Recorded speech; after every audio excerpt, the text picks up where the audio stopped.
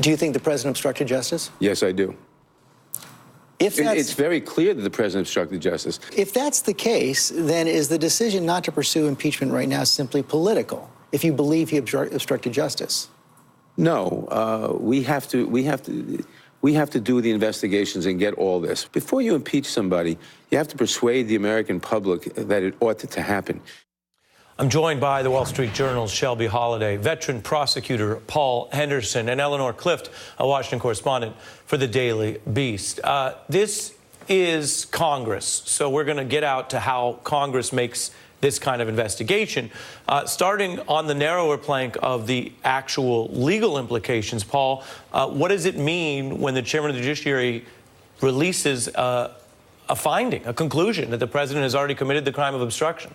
Well, it can mean a lot, and let's be clear. They are looking for actionable bad behavior, and actionable bad behavior is what you alluded to before, is the high crimes and misdemeanor. And I know that drifts us into impeachment, because we're not at impeachment yet, but we're definitely on the road. The car is on the road, and this is the gas for that car, this investigation. So we're looking for bad behavior and action items from this president, and we already know a lot of what they are, but I think what stands out to me is how broad and how aggressive this investigation is that supersedes and expands beyond even what we're going to get from the Mueller investigation whenever that comes out. But that's definitely what the goal is, to Paul, uncover more crimes. If this is the car, a lot of people thought Bob Mueller was driving it. The last time people remember an impeachment proceeding, the then prosecutor, Ken Starr, was driving it, and he provided a bunch of material that pushed Congress in that direction, and everyone knew the political nature of it was that's what the Republicans wanted.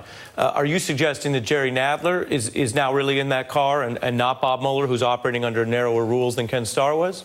I'm saying that there's more than one car, and there are several investigations going on independent of this investigation, independent of Mueller as well. But this car now is very aggressive and very broad, and is going to include a lot of investigative tools that heretofore had been limited in scope. And I think this car is going to pull in all of the other investigations in a more focused and a more narrow pathway that gets us to raising the question of impeachment, not just for Congress, but for the broader public as well. And they're going to tie in all of these other smaller investigations and weave them into a concrete and specific narrative focused on addressing the issue of impeachment, both for the broader public and for the rest of our elected officials to make a decision about what they need to do in terms of the next step, because it includes everything. Just so I understand you then, is the Nadler car like a big, loud Lamborghini, and the Mueller car was a much quieter, a kind of a Maybach, something that you can barely hear as it goes down the road?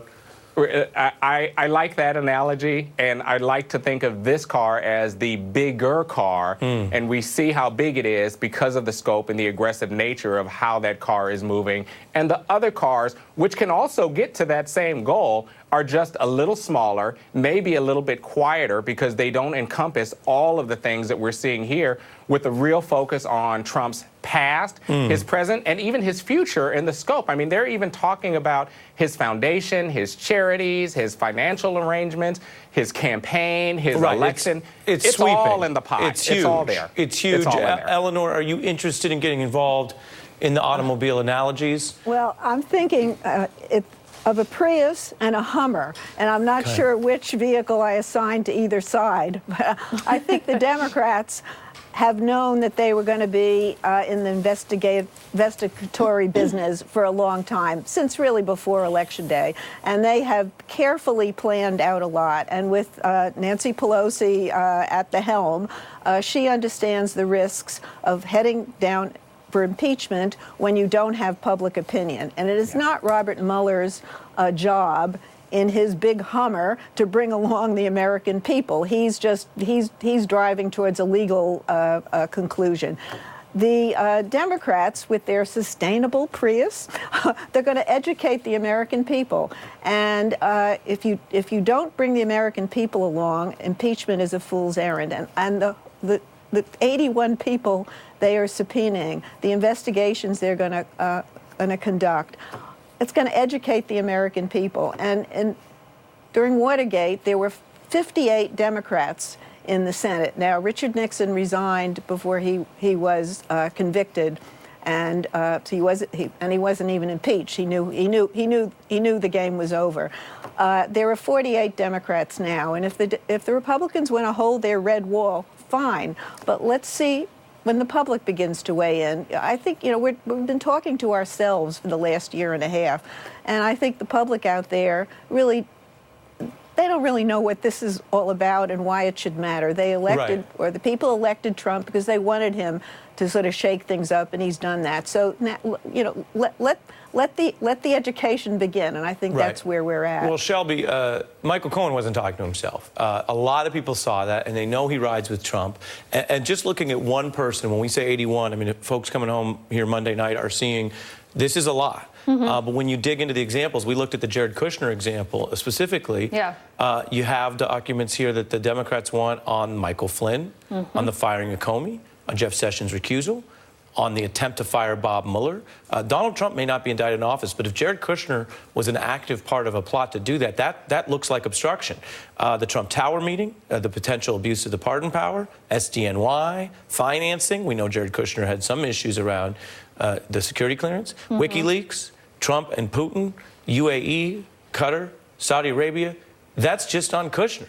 Yeah, I mean, I think the family and then what I would call the gatekeepers of the Trump organization could be the most dangerous for President Trump because they've known Trump in so many different capacities. So Jared Kushner is a great example for all the reasons you just listed. His kids are a great example, but also Rona Graff, his assistant. She was the gatekeeper of information, of people who wanted to call and talk to President Trump. She was in touch with the Russian family that helped set up the Trump Tower New York meeting, not Trump Tower Moscow. Hope Hicks was on the airplane when President Trump dictated the response to that Right. Trump I mean, Tower to your meeting. point, Rona and Hope, Yep. they are Trump's version of the emails. Because he doesn't email, He doesn't email, text, he doesn't text. but these That's a are very people good who point. stand around him and are the closest thing to, and if they keep notes or if you can Yep. track or if they say the president or the candidate wants to talk to someone and they write it down, those notes are the closest thing you're going to get to Trump email because there is no email. And that's a great point. And they're the ones who people will email in order to get to Trump. Right. Keith Schiller, his bodyguard, also a very important person. He's traveled with President Trump, then candidate Trump, or I guess then executive Trump to Russia. He's familiar with the hush money payments and the women that Trump was surrounded by. There are a lot of these quote-unquote gatekeepers around President Trump that aren't affiliated with his campaign or the administration that could be very damaging for him. You mentioned the hush payments. Eleanor, a former Trump executive who worked with all these people, discussed some of that on The Beat on Friday. Take a look. Do you think that there are other hush money payments that he may know about? Yes. How Just many? instinctively, lots. More than 5? Probably. More than 10? I can't say. But that strikes you as... An instinct. Trump would do that kind of thing, and Allen would be the guy that would draw out the check. Probably Trump would sign it himself. In the order of priorities, Eleanor, how important is it for Democrats to dig into something like that versus things that are actually post-November 2016 and relate to the way he's running the government? Yeah. I think there is a debate about whether you go after a president for alleged crimes committed before he became president. I think what he's done since he became president should be of a greater priority. And also, if you could put under a heading of, does the public really care about hush money? Okay, there are illegalities there, but we know what Trump's character is. We know he's been with other women. We heard Michael Cohen, I think, say very convincingly, apologizing to the First Lady, for lying to her. So I think that's salacious, but I think that's not as important as the way he has trod on government rules, the way he has profited from the presidency since he's taken possession of the Oval Office, and it almost feels that way. He's trying to run the country like he did the Trump organization with all the same illegalities. I'm anxious to hear from the CEO of the Trump organization, and he has immunity to a certain extent. But I think all these figures are going to, take on lives of their own as they parade before Congress. And back with again Iran-Contra, there was actually a handbook was issued so you could keep track of all the players, and there was Fawn Hall and Oliver North. And so I think these people are going to become real-life three-dimensional characters We're in the going to learn minds of the American people. about them and about the judgment that went into the powers that they were given. I'm going to turn to Richard Painter, so I want to thank the entire panel, Shelby, Paul, and Swellenor. Thanks for having us. Thanks, I appreciate it. Basically, the other big news